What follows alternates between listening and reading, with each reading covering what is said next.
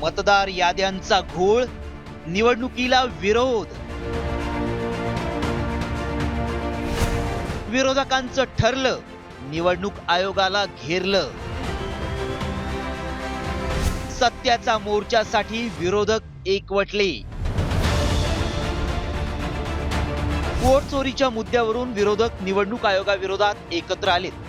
मतदार याद्यांमधल्या घोळांमुळे निवडणूक आयोगाचा कारभार चव्हाट्यावर आणण्यासाठी 1 नोव्हेंबरला विरोधकांनी सत्याचा मोर्चा काढण्याची घोषणा केली आहे.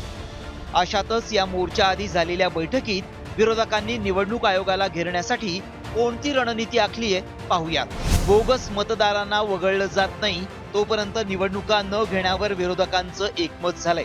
1 नोव्हेंबरच्या मोर्चानंतर निवडणूक आयोगाविरोधात अधिक आक्रमक भूमिका मांडली जाणार आहे. विरोधी पक्षातील प्रमुख नेते निवडणूक आयोगापुढे केलेल्या मागण्या मोर्चातून जाहीरपणे जनतेसमोर मांडून मोठा खुलासा करणार आहेत. आमच्या ज्या मागण्या आहेत, आमची अतिशय स्पष्ट मागणी आहे की मतदार यादीमधला घोळ दुरुस्त करावा. आम्ही जे काही आक्षेप नोंदवलेले आहेत, या आक्षेपावरती आम्हाला जो न्याय आम्ही मागितलेला आहे तो आम्हाला मिळाला पाहिजे.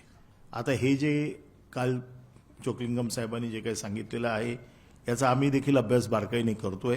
दरम्यान मोर्चासाठी विरोधी पक्षाच्या नेत्यांकडून मोर्चे बांधणी सुरू आहे. सत्याचा मोर्चाचा रूट कसा असेल पाहूया. फॅशन स्ट्रीट वरून मोर्चाला सुरुवात होईल, तर कामा हॉस्पिटल किला कोर्ट मार्गावरून हा मोर्चा पुढे जाईल.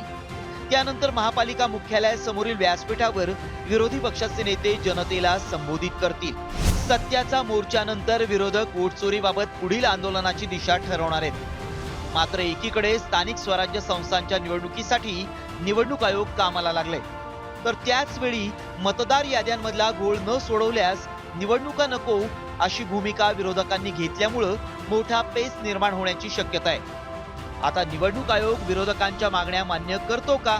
स्थानिक स्वराज्य संस्थांच्या निवडणुकांची प्रक्रिया कशी राबवली जाते? बोगस मतदारांबद्दल विरोधक कोणता मोठा खुलासा करतात? याकडेच राज्याचं लक्ष लागलंय.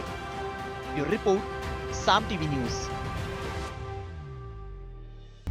आता isakal.com आहे देशातील नंबर 1 ची मराठी न्यूज वेबसाईट. प्रत्येक अपडेटसाठी isakal.com ला नक्की भेट द्या.